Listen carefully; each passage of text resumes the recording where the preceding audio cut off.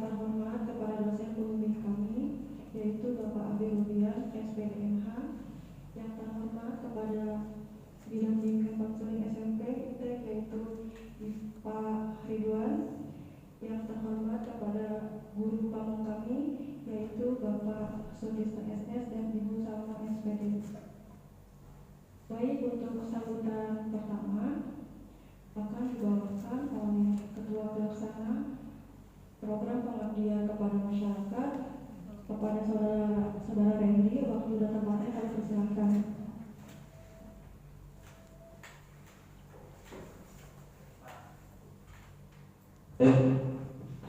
Assalamualaikum warahmatullahi wabarakatuh.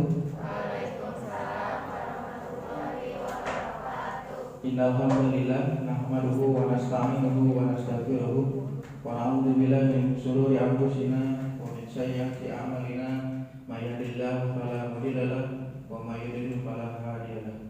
Asyhadu an la ilaha illallah wa asyhadu anna Muhammadan abduhu wa rasuluh. Qala Allah ta'ala fi kitabil karim, a'udzu billahi minasyaitonir rajim. Bismillahirrahmanirrahim. Ya ayyuhalladzina amanu kutiba 'alaikumus syiyam kama kutiba 'alal ladzina min qablikum la'allakum tattaqun. Yang pertama, segala puji serta syukur kehadirat Allah Subhanahu wa taala yang telah membawa kita, yang telah memberi kita beribu-ribu nikmat, di antaranya nikmat iman, Islam, dan sehat walafiat. Yang kedua, salawat serta salam marilah kita junjungkan kepada Nabi besar Muhammad Sallallahu Alaihi Wasallam, yang mana telah membawa kita dari zaman jahiliyah hingga zaman modern saat ini sampai sekarang. Yang terhormat kepada Ibu Kepala Sekolah SMP ITEK Tangsel, yaitu Ibu Sri Wahyuni MMFPD. Kemudian yang terhormat kepada Bapak pamong kami, guru pembimbing kami, guru pembimbing PPL, yaitu Bapak Abi Robian SPDMH. Kemudian yang terhormat kepada Bapak pamong kami, guru pamong kami di SMP ITEK Tangsel, yaitu Bapak Sutisna SS dan Ibu Salma SPD. Kemudian yang terhormat kepada Bapak Ridwan SKOMI. Assalamualaikum warahmatullahi wabarakatuh.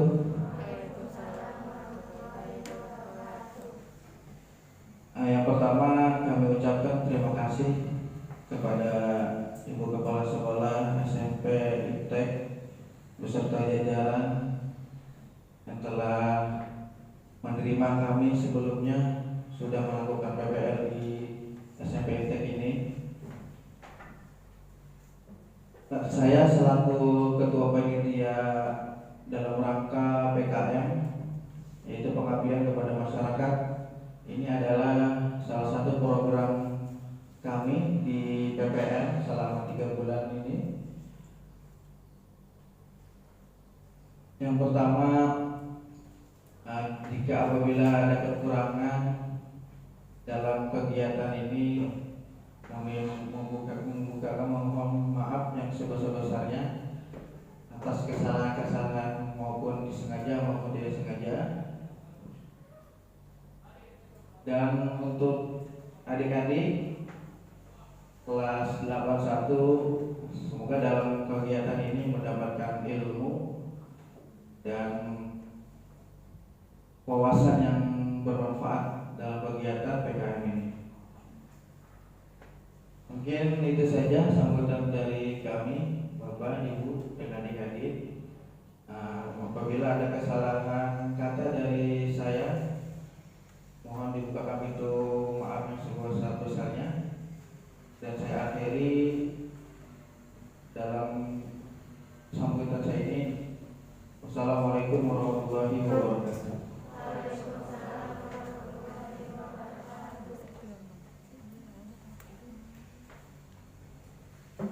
Adapun sambutan kedua dari dosen pembimbing kami, Bapak Abi Robian SPD.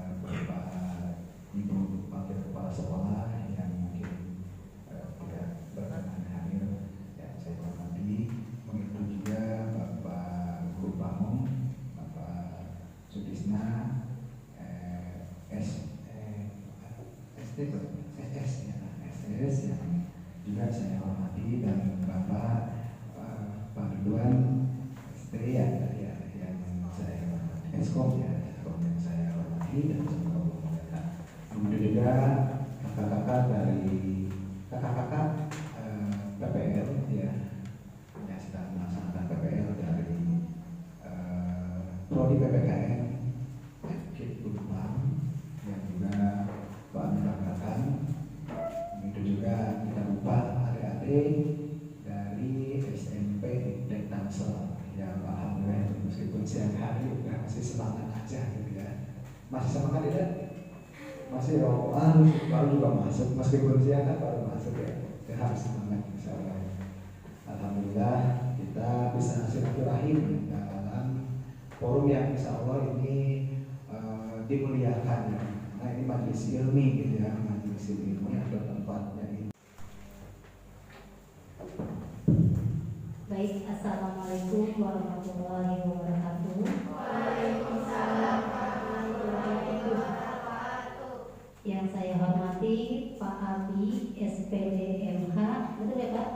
Selaku guru pembimbing dari kakak-kakak yang PPL di SMP IT. Yang saya hormati Pak Ridwan Saputra Eskom I. Yang saya hormati Pak Sutisna SS selaku kawal instruktur organisasi kami Pak, selaku pembina OSIS ya. Baik, terima kasih untuk kakak-kakak PPL yang sudah memberikan kesempatan untuk adik-adiknya mengikuti PKM ini ya. Nggak terasa ternyata kakak-kakak PPL ini sudah hampir 3 bulan berada di lingkungan SMP ITEK. Terima kasih. Nanti kalau sudah selesai jangan putus silaturahmi, silakan bermain ke sini, berkunjung ke sini gitu ya. Mudah-mudahan nanti bisa selanjutnya Pak ya, untuk adik-adik tingkatnya untuk PPL lagi di sini silakan kami menerima gitu. Itu dan untuk kenapa kelas 8 yang dijadikan objek untuk PKM hari ini, karena kelas 9 itu Pak hari Senin sudah mulai ujian, jadi tidak bisa diganggu. Sementara kelas 7 kan istilahnya masih baru ya Pak, dari SD ke SMP. Sementara yang bisa untuk mengikuti PKM ini adalah kelas 8 ya. Untuk anak-anakku sekalian, ikuti acara ini sampai akhir. Apa yang bisa dipetik, apa yang bisa diambil bermanfaat, bisa dipraktekkan di sekolah ya. Apa yang tidak baik jangan dilaksanakan. Itu saja pesan dari Ibu. Terima kasih. Assalamualaikum warahmatullahi wabarakatuh. Waalaikumsalam. Nah, keunggulan media sosial itu apa aja sih? Nah, keunggulan media sosial itu adalah cepat, ringkas, simple, user friendly, padat.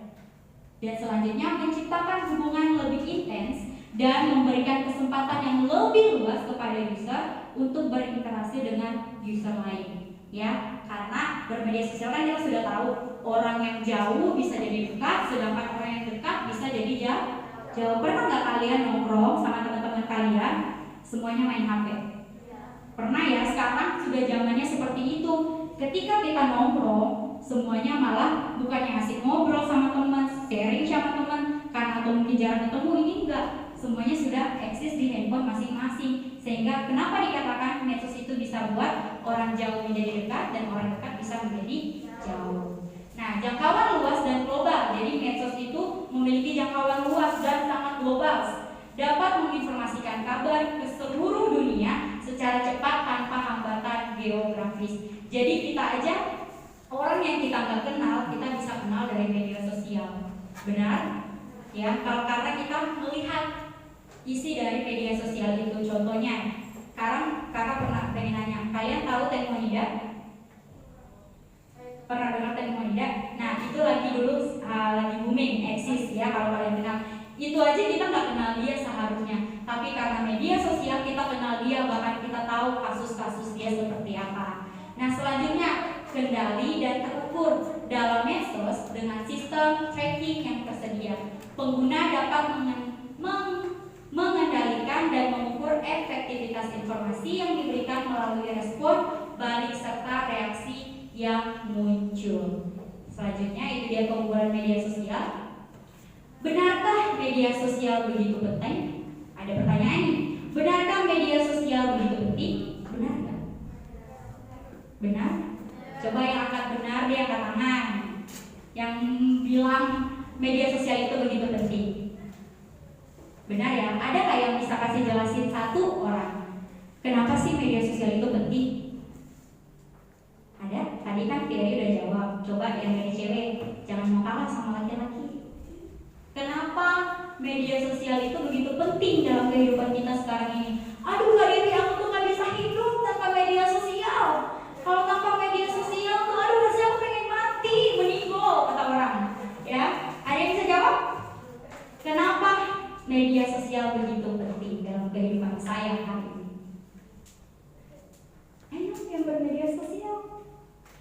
Ada? Kenapa? Nggak apa-apa, berdiri aja, nggak usah malu. Ayo.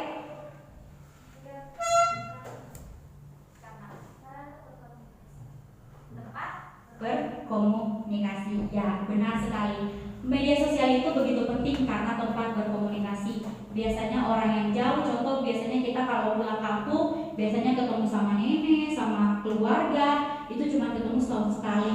Tapi karena ada media sosial kita bisa lihat setiap hari, kita video call nenek kita video call keluarga kita.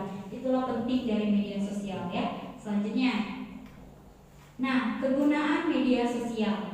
Di sini kita juga harus tahu kegunaan media sosial itu apa. Jangan cuma memainkan doang, tapi kita harus tahu. Yang pertama, menghimpun opini publik terhadap suatu kebijakan atau masalah. Ini kegunaan media sosial ya. Yang kedua, mempengaruhi dan memotivasi diskusi masyarakat terhadap hal yang terkait langsung dengan aktivitas. Yang ketiga, mudah menyebarkan informasi dengan memanfaatkan saluran informasi yang tersedia. Yang keempat, mampu membentuk dan membina hubungan komunikasi di luar batas organisasi, baik internal maupun eksternal. Yang keempat, mampu menghimpun data, masukan, pendapat, dan kritik yang membangun demi kemajuan program pembangunan. Itu dia keunggulan dari media sosial. Nah, selanjutnya, tren dan perilaku media sosial. Nah, ini nih yang seru nih, tren dan perilaku media sosial. Di sini ada pertanyaan lagi, termasuk yang manakah Anda? Ya, termasuk yang manakah Anda? Bisa lihat yang mana coba. Coba jawab sama diri sendiri, termasuk yang mana ya saya orang yang bermedia sosial? Apakah saya hanya bermedia sosial itu hanya mencari teman? Ataukah mungkin saya bermedia sosial mencari jodoh? Atau mungkin saya bermedia sosial karena bisnis atau usaha? Atau mungkin saya bermedia sosial karena mengeluh, menghujat, membuli, menghasut, sombong, dan pamer? Coba jawab sama diri kalian masing-masing. Saya termasuk orang yang mana nih kalau bermedia sosial? Yang mana? Coba di satu orang kan ini mau tahu kira-kira apa diagram sosial media dalam penggunaan yang mana yang sering kalian pakai? Mencari teman. Oke, katanya mencari teman. Ada lagi yang lain selain mencari teman? Wih, bisnis dan usaha. Keren loh, dia masih kecil tapi dia mau cari bisnis dan usaha. Good job. Gak apa-apa ya. Ada lagi? Ada yang mau mencari jodoh mungkin? Kan ada tuh yang sekarang ya, aplikasi yang bisa cari jodoh gitu ya. Ayo, ngaku di sini ada yang bermedia sosial karena ingin mencari jodoh? Oh, nggak ada ya. Oke, nggak tahu sekarang nggak tahu nanti. Oke, atau mungkin kita yang koreksi diri lagi deh. Kita adalah orang yang bermedia sosial dalam mengeluh, menghujat, membuli, menghasut, sombong, dan pamer. Tanpa kita sadari loh, kita bahkan bisa pakai media sosial untuk poin yang terakhir, yaitu berwarna merah. Pernah nggak kalian buat status saat kalian mengeluh? Debbie juga pernah dulu ya. Pernah nggak kalian pakai media sosial untuk menghujat orang? Kak Debbie sih harapan di sini enggak ya. Selanjutnya, pernah nggak kalian bully melalui media sosial? Semoga jangan. Menghasut, sombong, pamer deh. Bener nih nggak pernah pamer. Aku habis dibeliin handphone baru nih sama mama. Aduh, ayang aku baik banget sih nganterin aku ke Padang. Ayo, siapa yang pernah kayak gitu kira-kira ya? Oke, yang ketawa biasanya pernah, ya. Oke, jadi itu dia ya, termasuk yang manakah kita dalam bermedia sosial. Selanjutnya, next. Sikap kritis terhadap media sosial, ya. Jadi kita juga harus punya sikap dalam menanggapi media sosial. Menurut Anda, apa saja yang menjadi pengaruh positif media massa atau media sosial, dan apa saja yang menjadi pengaruh negatif dari media sosial? Ada yang bisa kasih Kak Debbie contoh satu? Apa yang menjadi pengaruh positif? Positif dalam kita bermedia sosial, positifnya apa? Ada yang bisa kasih jawaban? Hal positif ketika kita bermedia sosial apa sih? Ada yang bisa kasih jawaban? Ferry mau jawab lagi? Iya boleh Ferry, nggak apa-apa. Ungkapkan pendapat Anda. Sebentar ya, ini kayaknya biasa banget kalau dikasih door prize kalau baru bisa jawab ya. Setuju nggak? Setuju ya. Oke deh. Biar semangat. Pakai mic ya, jangan jawabnya. Jawab. Kakak ntar catat ya tadi yang udah jawab. Bikin. Oke, Ferry, apa saja menjadi pengaruh positif dalam bermedia sosial? Yang jauh menjadi dekat. Oke, ada lagi? Itu aja. Oke, yang jauh siapa sih yang jauh sebenarnya Ferry? Ferry, yang jauh siapa? Yang jauh ayam. Oke, ayam. Oke, terima kasih Ferry. Nah, tadi itu positif dari Ferry. Terima kasih ya. Selanjutnya, ada nggak pengaruh negatif dari media sosial? Ada yang mau jawab? Yang tegas dong Kak Debbie, saya. Ya, ini Kak Debbie boleh ya. Namanya siapa?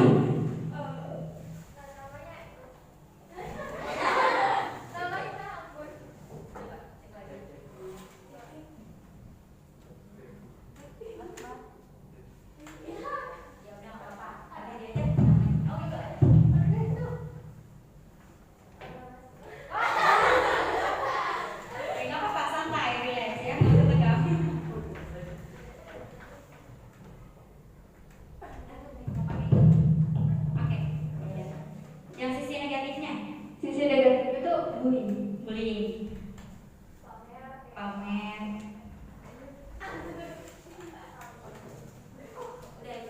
Oke, itu dia dari pengaruh negatif bermedia sosial, salah satunya bullying. Nanti kita akan sama-sama dengar juga nanti tentang bullying bagaimana ya. Oke, kita next. Itu dia tadi. Terima kasih ya untuk jawabannya. Nah, pengaruh positif dari media sosial. Yang pertama, dapat mempermudah manusia dalam segala hal, seperti mengerjakan tugas atau pekerjaan lain. Yang kedua, pengaruh positifnya itu segalanya bisa dilakukan secara cepat dan mudah, contohnya internet, video call, dan lain-lain. Selanjutnya, posisi positifnya yaitu menciptakan solidaritas sosial. Yang selanjutnya, memberi informasi yang mendidik dan berguna. Yang selanjutnya, mampu mendekatkan manusia, terutama relasi dan pemikiran seperti tadi yang Ferry jawab. Selanjutnya, pengaruh negatifnya apa sih? Ini dia pengaruh negatif dari media sosial. Yang pertama, menggambarkan kesejahteraan yang diukur dengan materi, ya seperti tadi pamer. Yang kedua, ada rekayasa bisnis dan politik dari pemilik modal atau sponsor dan pengusaha. Biasanya di situ di dalam pengaruh negatif itu ada rekayasa atau hoax, bisa dikatakan seperti itu ya. Waktu terbuang untuk media sosial, bahkan kecanduan menggunakannya. Apa di sini kita sudah kecanduan menggunakan media sosial sampai nggak ada waktu lagi? Seharian tuh bermain media sosial sampai puyeng tuh mata. Selanjutnya, tayangan dewasa, kekerasan dan horor. Ya, di sini semoga tidak ada ya. pribadi dalam keluarga menjadi berkurang. Biasanya keluarga itu harmonis semenjak ada media sosial. Itu jadi ya udah sendiri-sendiri aja. Bahkan Kak Dewi punya teman, dia satu keluarga mau ajak makan aja ke ruang makan harus lewat grup. Yuk anak-anak makanannya udah siap karena media sosial. Selanjutnya munculnya informasi atau berita hoax. Selanjutnya apa sih itu hoax? Kita sering dengar kan?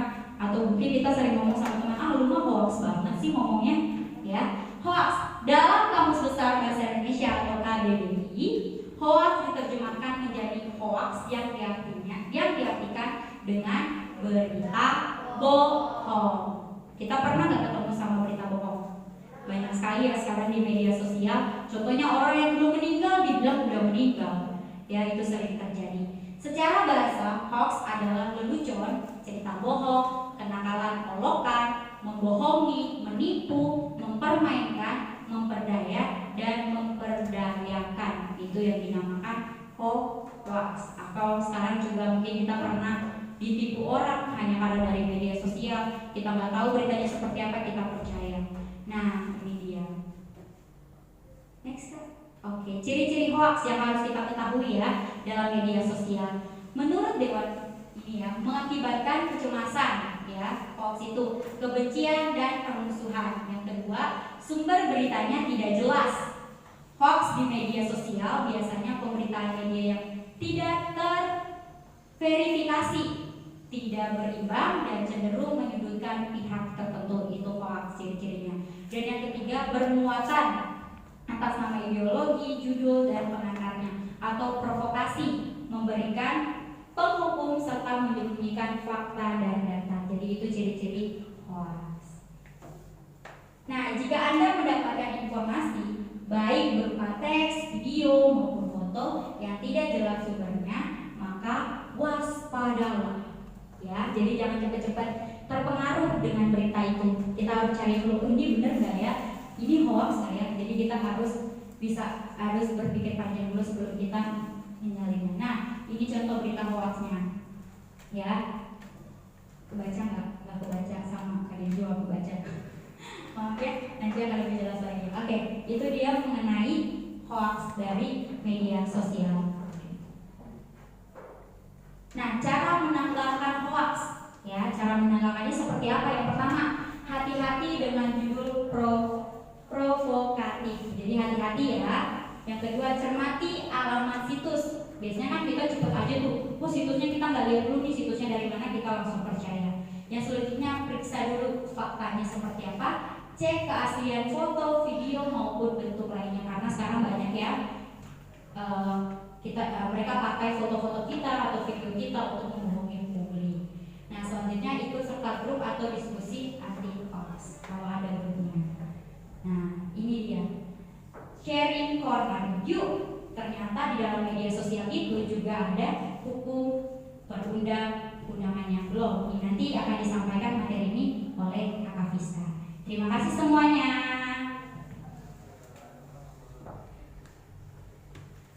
Nah, ini kita udah belajar tentang bagaimana literasi bermedia sosial. Sekarang kita akan belajar nih tentang bagaimana undang-undang dalam media sosial itu atau undang-undang ITE. Undang-undang Informasi dan Transaksi Elektronik atau Undang-Undang Nomor 11 Tahun 2008 atau Undang-Undang ITE adalah undang-undang yang mengatur tentang informasi serta transaksi elektronik atau teknologi informasi secara umum.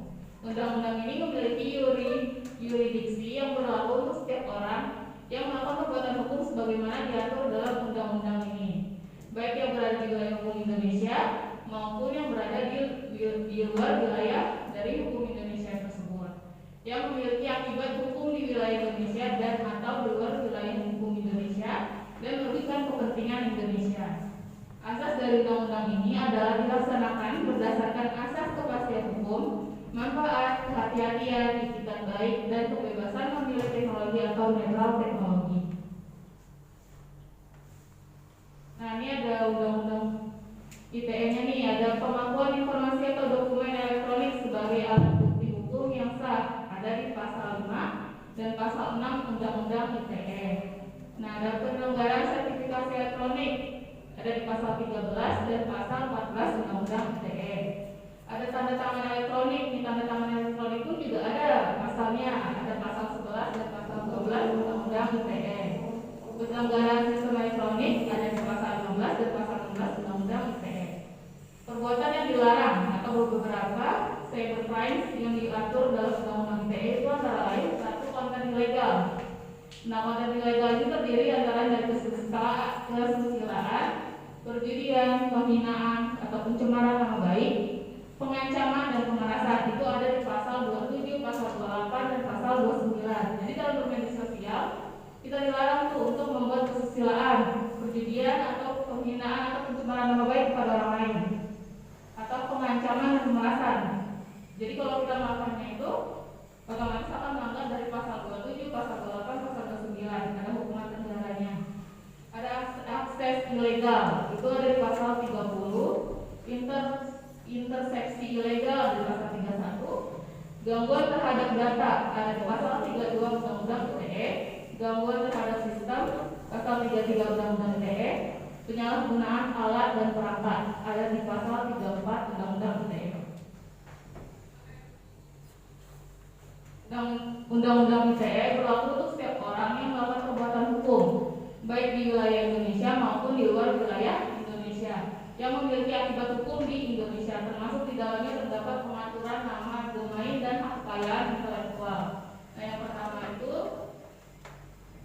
pasal-pasal yang mengatur kasus ITE. Yang pertama itu ada perbuatan yang dilarang atau cybercrime, dijelaskan di bab 7, pasal 27 sampai 37. Pasal 27 itu ada asusila, perjudian, penghinaan, pemerasan. Pasal 28 ada berita bohong, menyesatkan, berita kebencian, dan permusuhan. Nah, di dalam pasal 29 ada ancaman kekerasan dan nakut-nakuti. Pasal 30 akses komputer pihak lain tanpa izin. Nah, ini kalau misalnya kalian akses komputer atau bahkan handphone orang lain tanpa izin itu juga melanggar dari pasal 30. Pasal 31 penyadapan, perubahan, penghilangan informasi. Pasal 32 pemindahan, kerusakan, dan membuka informasi rahasia. Membuka informasi rahasia dari orang lain juga melanggar dari pasal 32 Undang-Undang ITE. Pasal 33 virus, membuka sistem tidak bekerja. Pasal 35 menjadikan seolah dokumen otentik.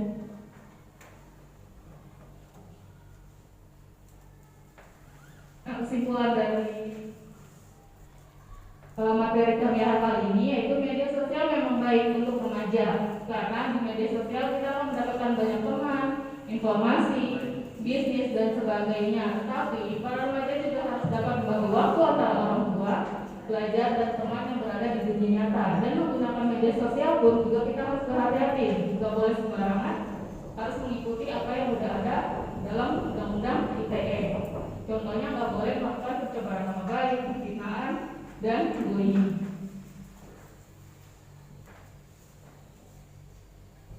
Oke, itu dia pemateri yang pertama dari tentang media sosial. Paham anak-anak? Paham ya, Kak Dewi harap dan kakak yang lain juga berharap kalian paham akan menggunakan media sosial. Jadi harus disaring dulu sebelum mendapatkan informasi. Bahkan kita pun harus berhati-hati dalam bermedia sosial. Jangan apa-apa di media sosial. Ketika kita lagi sedih, jangan apa-apa upload kita lagi sedih. Kalau kita lagi punya banyak harta, jangan apa-apa langsung diupload, langsung dipamer. Ya, jadi pergunakanlah dengan baik media sosial kalian. Apalagi sekarang kalian kan lagi masa pertumbuhan ya. Tentunya baiknya kalian harus juga berhati-hati dalam bermedia sosial. Nah, tadi terima kasih untuk materi yang pertama. Saya berharap kalian paham, dan selanjutnya pemateri berikutnya akan menyampaikan mengenai bullying yang menyangkut paut juga dengan tadi media sosial, dalam media sosial. Saya persilakan waktunya untuk Bapak Ridwan.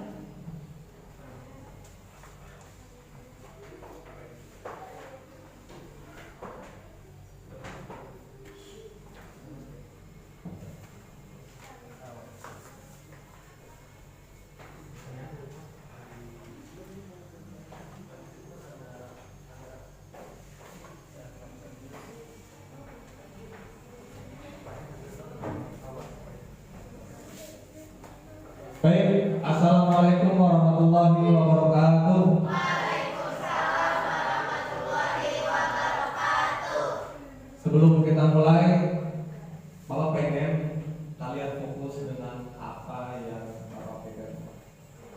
Kalian fokus dengan apa yang saya pegang dan kalian sebutkan namanya. Ya, ini untuk melatih fokus kalian. Tapi enggak, saya hipnotis tenang aja ya. Ya, ketika saya pegang hidung, maka kalian katakan hidung. Ya. Namanya sopan banget Bapak. Kan habis gini. Oh, sensitif ya. Ya gini lah ya. Hidung gitu ya. Ya, hidung.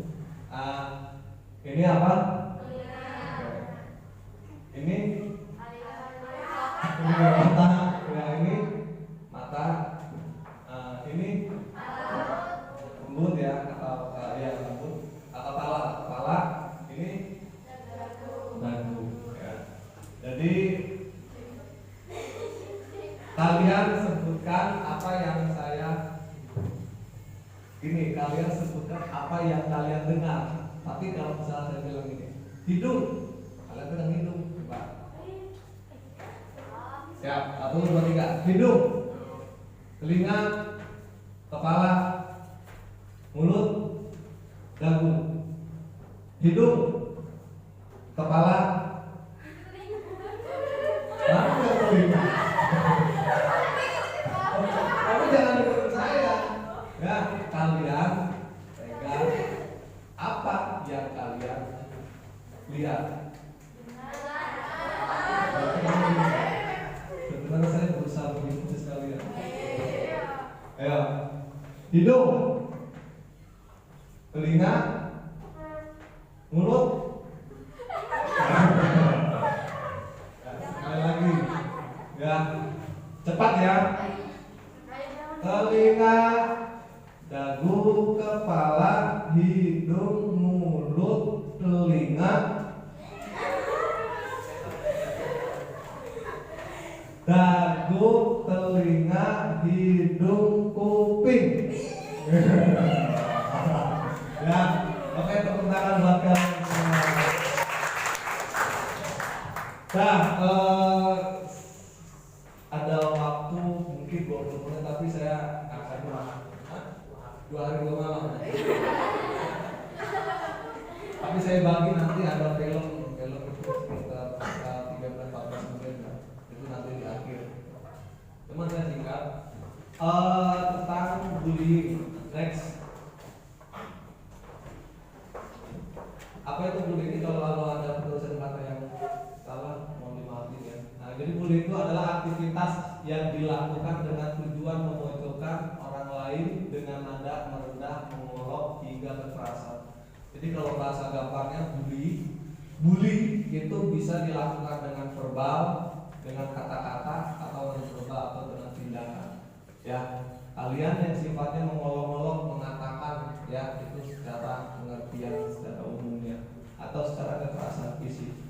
Nah, kalau kalian sering mengolok-olok, menghina, kemudian mencaci, apalagi sampai main kekerasan fisik, maka kalian siap untuk dipidanakan. Dan pidananya itu sampai 3 tahun di penjara. Oleh 3 tahun di penjara? Oh nggak? Oh ya, atau kalian denda 72 juta rupiah. Ya, gitu. Contoh bullying 1. Nih di sekolah ya, menyuruh adik kelas dengan kasar, memaksa dan memalaknya. Jadi kalau kalian mungkin pernah mengingat memori kalian di SD ya, kalian pernah disuruh kemudian dipalak, itu termasuk contoh kasus bully. Kayak saya dulu di pesantren nih, pernah disuruh cuci baju. Iya, sama senior kelas. Di kakak kelas, kalau kita lagi cuci ini sekalian, cuci ini. Akhirnya apa? Tertanam dalam diri kita. Kalau kita udah jadi senior, gantian kita suruh yang junior cuci baju gua, cuci ini. Ya gitu. Karena tapi itu rupanya mental kita masih kuat. Kalau yang nggak kuat, akhirnya apa? Pesantrennya akhirnya berhenti, ya kan? Karena dia nggak jadi pesantren, itu dosa. Yang kedua, mengolok-olok fisik nama orang tua atau agama. Jadi kalian nggak boleh nih. Kalian ini kan terlahir dari perut ibu kalian itu pesen atau enggak? Enggak kan? Kamu kan nggak bisa pesan. Ya Allah, kalau bisa saya lahir dari perutnya Nagita Slavina.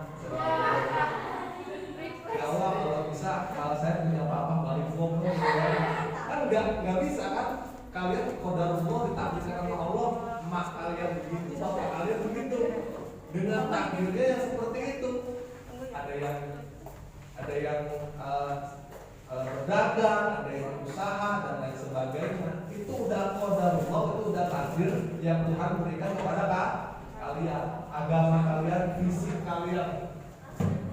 Kalian pernah pesan nggak bahwa kulit kalian itu terlahir dengan seperti itu? Kalian pesan nggak? Ada yang putih, ada yang kurang putih. Saya nggak bilang hitam ya. Ada yang putih, ada yang kurang putih. Kalau saya kan hitam tapi manis gitu ya.